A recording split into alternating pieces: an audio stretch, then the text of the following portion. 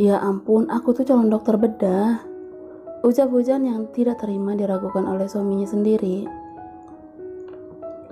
Air langsung memeluk Hujan sambil meminta maaf. Tidak lupa ia juga menciumi seluruh wajah kesal istrinya. Lalu apa lagi? Bumi yang penasaran kembali memberi pertanyaan kepada Hujan.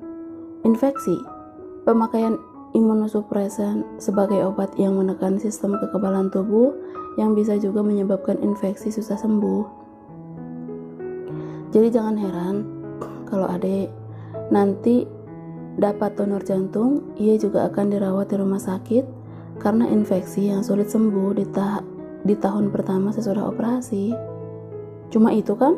Semoga cuma itu ya sayang. Duh, kasihan banget sih adek, gumam air sambil mengusap dadanya. Kanker ini juga bisa terjadi karena sistem kekebalan menurun karena obat imunosupresan, dan kanker limfofa non-Hodgkin adalah yang paling beresiko berkembang saat menjalani pengobatan pasca transplantasi jantung. Wah, gak bener ini sih, parah banget. Cetus air yang tidak terima dengan kenyataan yang diterangkan istrinya. Tadi katanya mau tahu, ini aku jelasin yang aku paham, ketus Hujan. Dengerin dulu kak, biar kita tahu dan gak gegabah buat ambil keputusan saat mendesak, timpal Bumi.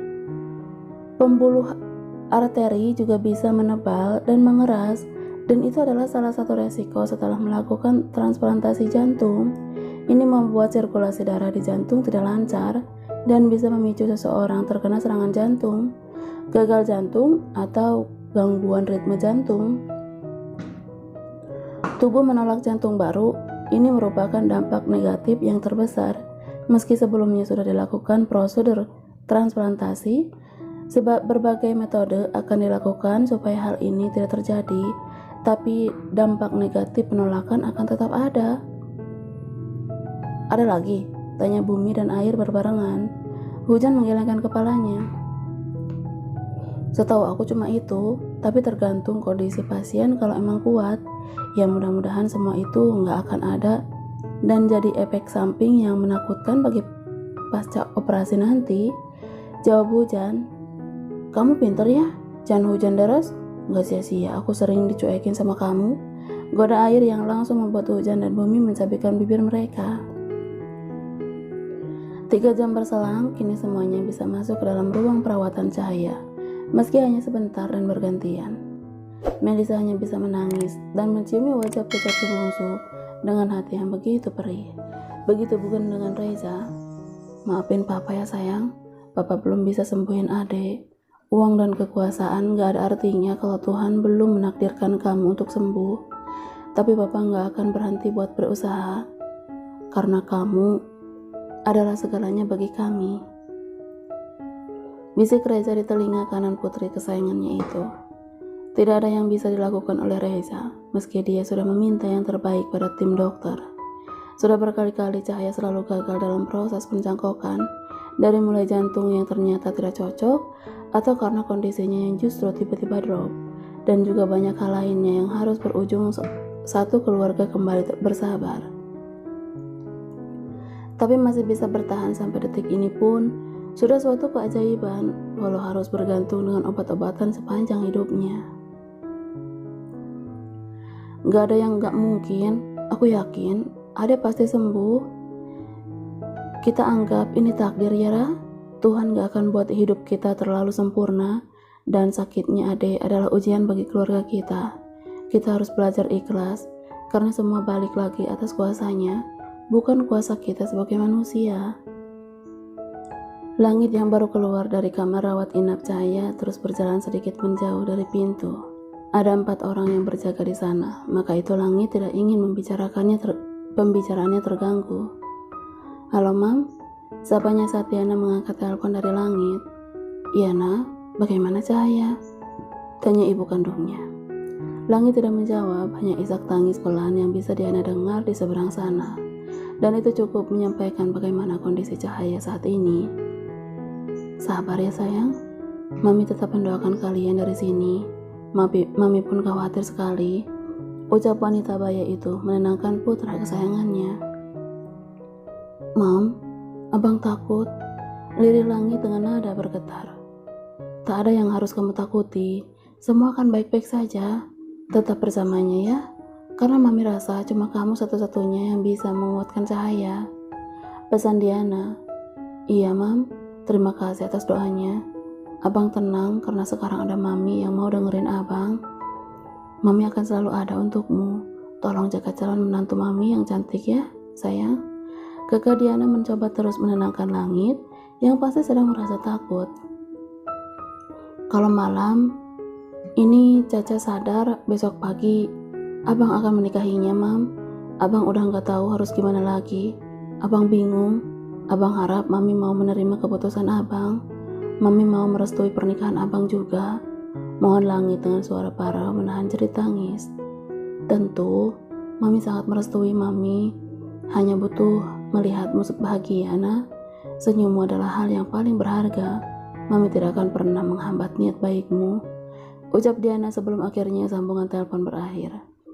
Tangis langit kini semakin pecah saat ia mendengar suara Diana. Wanita itu ternyata bisa menguatkan hatinya yang kini sedang rapuh. Namun di sela isak tangisnya, langit langsung tersentak kaget saat punggungnya diusap lembut seseorang. Bunda, Melisa tersenyum seperti biasanya. Ia rentangkan kedua tangannya, bersiap memeluk langit. Udah sering Bunda bilang, jangan pernah nangis sendiri bang. Maaf Bun, abang cuma pengen tenang. Melisa terus menguatkan anak angkatnya, yang mungkin besok akan menjadi menantunya jika langit dan cahaya berjodoh. Tidak ada yang bisa mereka lakukan, kecuali saling menggenggam tangan dengan terus berdoa dalam hati. Berharap si bungsu segera membuka mata kembali setelah hampir seharian terbuai di bawah alam sadarnya. Abang mau nyiapin buat besok Bun, sekalian mau ke apartemen mami, boleh? Pamit langit. Bagaimanapun ia masih punya satu ibu yang harus ia jaga hatinya. Jangan sampai ada salah paham lagi di tengah keadaan yang sedang tidak baik seperti ini. Baiklah, biar Bunda yang akan jaga Caca di sini bersama Hujan. Wanita cantik itu tidak bisa lagi egois. Ia harus merelakan kapanpun sang anak ingin menemui ibu kandungnya. Tidak ada lagi larangan atau kemarahan seperti dulu. Meski ada sedikit cemburu, tapi selagi ia tidak melihatnya secara langsung, Melisa masih bisa menyembunyikan itu semua. Abang pamit dulu sama Ade ya? Iya, kita ke kamarnya sekarang, ajak Melisa. Keduanya langsung bangun dari duduk berjalan beriringan menuju kamar rawat si bungsu. Langit dan Melisa berdiri di sisi ranjang cahaya. Wajahnya tetap cantik seperti sedang tertidur biasa, meski bibirnya sedikit kering dan pucat. Langit terus menggenggam tangan gadis kecilnya sambil sesekali ia ciumi. Entah harus dengan apa lagi, dia membuktikan rasa cintanya dan memohon kepada Tuhan agar menguatkan calon istrinya. Bang, Bunda ke ruangan dokter dulu ya. Kamu jangan dulu pergi, pinta Melisa saat suster datang menyampaikan pesan. Iya Bun, abang tunggu di sini, jawabnya sambil mengangguk paham. Selepas kepergian Melisa, kini tinggal langit yang mendampingi cahaya. Dia duduk dengan sesekali mengusap pipi si bungsu. Bangun ya cantik, jangan siksa abang terus kayak gini. Apa kurang kasih sayang abang buat kamu sampai gak bisa bikin kamu kuat? Bukan 1 atau 2 tahun, tapi ini sudah 20 tahun kita berjuang sama-sama demi kamu. Buka mata kamu ya, abang akan penuhi permintaan kamu. Lirih langit sampai terus terisak menangis pilu. Hatinya begitu sakit meski dia sering dalam keadaan seperti ini. Getar ponsel di saku celana menghentikan ia mencurahkan semua isi hatinya. Abang, angkat telepon dulu ya. Langit menghapus air matanya. Dia berdeham kecil untuk menetralkan suara yang parau. Iya, halo? Kecelakaan? Langit mengusap wajahnya kasar. Kekasih hatinya saja belum sadar, kini dia dihadapkan dengan masalah lain yang sama juga berat baginya. Bang, Melisa datang. Dia mengusap punggung langit yang tertunduk di sisi cahaya. Bun, aku keluar sebentar ya. Pamitnya langsung. Mau kemana? Tanya Melisa. Biasanya langit tidak pernah sedikit pun meninggalkan cahaya tapi justru berpamitan ingin pergi. Aku ada urusan bentar, ucapnya lagi, lalu menciumi seluruh wajah si bungsu. Langit keluar dari kamar rawat inap menuju lobi rumah sakit lewat lift khusus untuk keluarganya. Langkahnya begitu tergesa sampai ke mobil yang terparkir. Dia menjalankan kereta besi itu dengan kecepatan tinggi. Pikirannya kini bercabang ke banyak hal, meski kesehatan Cahaya tetap yang paling utama baginya. Permisi, korban kecelakaan 1 jam lalu ada di ruangan apa ya? Tanya Langit kepada salah satu perawat di balik meja resepsionis. Masih di ruangan UGD, Tuan? Jawab salah satu dengan sangat ramah. Terima kasih. Langit menuju ruangan UGD yang memang ada di bagian depan dekat pintu utama. Rumah sakit umum yang tidak terlalu besar membuatnya mudah mencari ruangan tersebut. Dia sedikit berlari saat melihat wanita yang sangat ia kenal sedang duduk bertunduk lesu di kursi besi. Bahunya terguncang menandakan kini ia sedang menangis pilu. Mami, Diana menoleh saat dia mendengar suara yang kini sangat dia hafal ada begitu jelas di telinganya. Mam, gimana keadaannya? Tanya Langit yang ikut panik saat tangis ibu kandungnya itu pecah dalam pelukannya. Semakin kritis, nah. Mami gak mau sesuatu menimpanya. Mami takut. Lirih wanita itu dengan nada bergetar. Nana pasti selamat. Kita doakan yang terbaik, ucap Langit. Hampir 1 jam, Langit dan Diana menunggu dokter keluar. Namun belum ada juga kabar yang mereka dapatkan, sedangkan Melisa berkali-kali menanyakan keberadaannya. Abang lagi sama Mami, nunggu Nana habis kecelakaan di rumah sakit. Nanti kalau udah dapat kabar dari dokter, Abang langsung balik ke sana ya, Bun. Langit bicara dengan sangat hati-hati. Bagaimanapun wanita yang sedang bertanya kepadanya itu, ibu angkat yang juga calon mertuanya. Yang sedikit saja Langit berkata sudah bisa dipastikan Melisa akan mengamuk lagi kepadanya. Pemuda tampan itu menghela nafas. Hari-harinya kini tidak setenang dulu. Jika dulu dia hanya fokus pada keluarga Rahardian, kini lain halnya saat Diana datang. Pergilah, Cahaya pasti membutuhkanmu. Mami bisa menunggu Nanda sendiri, titah Diana. Tapi Mam, tak apa, dia lebih membutuhkanmu karena Cahaya tanggung jawabmu. Lain halnya dengan Nana yang tanggung jawab Mami, ucap Diana sambil meraih tangan putranya. Aku cuma gak mau Mami sendiri. Aku mau ada buat Mami, lirih Langit yang bingung karena kini dia sedang ada dalam pertigaan jalan yang sulit ia putuskan harus kemana dulu. Ini sudah cukup, pergilah. Nanti Mami kabari kamu lagi ya. Langit berambur memeluk Diana. Wanita yang melahirkannya itu memang memiliki rasa sabar yang luar biasa. Dia masih rela untuk selalu menjadi yang ketiga bagi Langit setelah Cahaya dan Melisa. Karena bagaimanapun dua wanita itu selalu menjadi penghuni tahta tertinggi dalam hidup Langit. Aku ke rumah sakit lagi ya. Nanti kalau adik sadar, Mami harus janji mau ke sana. Pintanya setelah mengurai pelukan. Pasti, Mami pasti akan menjenguknya. Cahaya calon menantu Mami. Godanya pada Langit agar anak itu tidak merasa berat meninggalkannya. Terima kasih, abang sayang Mami. Tegasnya meyakinkan. Diana hanya mengangguk.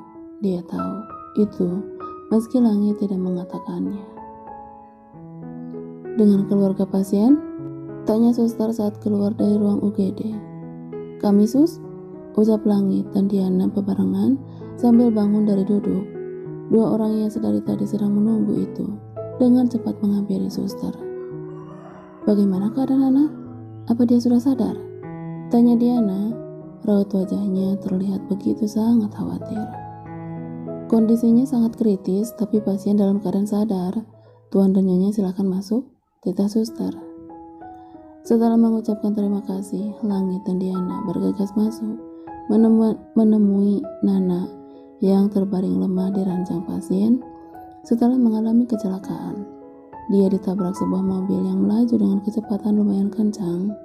Nana yang dipinta Diana untuk pergi Kesualayan membeli keperluannya, ternyata tanpa sengaja mengalami musibah dalam perjalanan pulang saat hendak menyeberang jalan. "Nak, ini saya, Diana," lirihnya sambil terisak.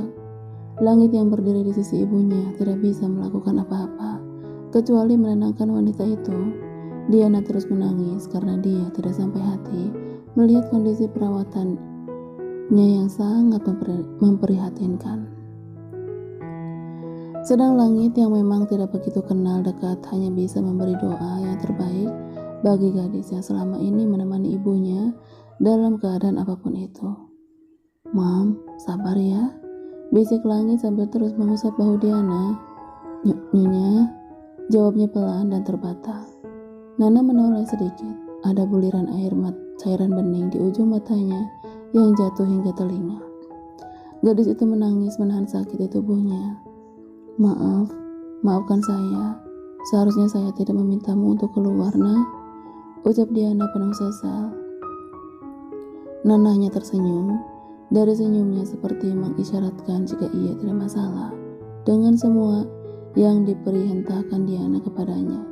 Karena itu memang sudah tugas Nana sebagai perawat yang merangkap memenuhi segala kebutuhan Diana. "Saya akan melakukan yang terbaik untukmu. Kamu akan sembuh, Nak." Diana terus meyakinkan dirinya dan juga gadis itu. Lagi-lagi Nana hanya tersenyum sambil mengangguk sekali. Jika dia bisa mengeluh, ia ingin mengatakan jika tubuhnya kini bagai remuk semuanya dengan rasa sakit yang luar biasa. "Saya akan selalu bersama Nyonya," ucap Nana pelan dengan tersendat karena sembari menahan ngilu. "Iya, kamu tidak boleh kemana-mana. Kita akan selalu bersama-sama," jawab Diana sambil terisak. Entah kenapa, kini merasa takut dan rasa takutnya kini berbeda. "Mam, sudah, kasihan Nana." Langit semakin tidak tega saat ibu kandungnya itu justru histeris. "Mami minta tolong sama kamu, lakukan yang terbaik untuk Nana," mohon Diana kepada putranya, berharap dengan kekuasaan dan harta yang pastinya melimpah, Langit mau memberikan pengobatan yang terbaik untuk perawatannya itu. "Tanpa Mami minta, Abang pasti lakuin itu semua," jawab Langit meyakinkan. Diana berhambur memeluk anak tunggalnya. Kini dia tidak lagi sendiri dalam keadaan apapun, karena ada Langit yang sekarang menjadi sandarannya. "Nyonya, Tuan," panggil Nana. Dua orang itu lalu menoleh dan kembali mendekat. "Ada apa? Kamu perlu apa?" tanya Diana. "Saya ingin meminta maaf jika selama ini saya kurang baik dalam bekerja merawat Nyonya." "Untuk Nana," ucap Nana Filu dengan napas berat dan tersengal. "Jangan katakan itu. Kamu sudah sangat baik selama bersama saya," elak Diana yang merasa jika Nana lain dari biasanya. Nana menjawab dengan anggukan dan senyum, tapi sorot matanya beralih pada Langit, sosok yang sangat ia kagumi saat pertama kali mereka bertemu. "Tuan, panggil kakak ya, jangan panggil saya seperti itu," pinta Langit setelah Cahaya memberi peringatan kepada Nana. Gadis itu memang sudah tidak lagi menyebutnya abang. "Ada yang ingin Nana katakan kepada kakak?" Langit mengangguk siap mendengarkan, begitupun dengan Diana. "Maaf jika selama ini Nana kurang ajar karena menyimpan rasa yang berlebih, tidak menghormati kakak Langit sebagai anak dari majikan Nana. Tapi Nana tidak bisa menghilangkan perasaan itu, meski Nana sudah berusaha. Nana yang baru merasakan jatuh cinta untuk yang pertama kalinya, merasa menjadi gadis paling berdosa karena memiliki rasa pada pria yang sudah dimiliki orang lain," ucapnya dengan terbata di sela isak tangis seakan ia sedang melepas bebannya selama ini. "Saya tidak pernah mempermasalahkan hal itu. Saya sangat menghargai perasaanmu dan terima kasih untuk tidak melangkah lebih jauh masuk ke dalam hubungan saya dan Cahaya." Nana mengangguk sekali, senyum tersungging di ujung bibirnya yang pucat. "Apakah Langit mau memenuhi permohonan Nana yang terakhir?" tanya Nana yang langsung membuat Langit dan Diana mengernyitkan dahinya. "Maksudmu apa?" selak Diana. "Sampaikan permohonan maaf Nana kepada Nona Cahaya. Nana tidak akan tenang sebelum Nona Cahaya memaafkan kelancangan Nana yang sudah mencintai kekasihnya. Pinai Nana. Jangan berkata seperti itu. Cahaya gadis yang baik, dia tidak akan menyimpan dendam atau rasa benci kepadamu. Jika dia bersikap acuh selama ini, itu karena dia memang tidak pernah banyak bergaul dengan orang lain. Ujar Langit memberi pengertian kepada Nana tentang sikap gadis kecilnya itu. Cahaya memang memiliki sifat posesif di atas rata-rata para gadis umumnya. Nana mengerti, Nana ingin seperti Nona Cahaya yang selalu ada untukmu. Maka dari itu, jika ini adalah batas akhir hidup Nana, biarkan jantung Nana berdetak dalam tubuhnya kelak. Biarkan jantung Nana terus berdebar saat melihat atau sedang bersamamu, Kak. Pinta Nana dengan nafas yang semakin berat dan sulit.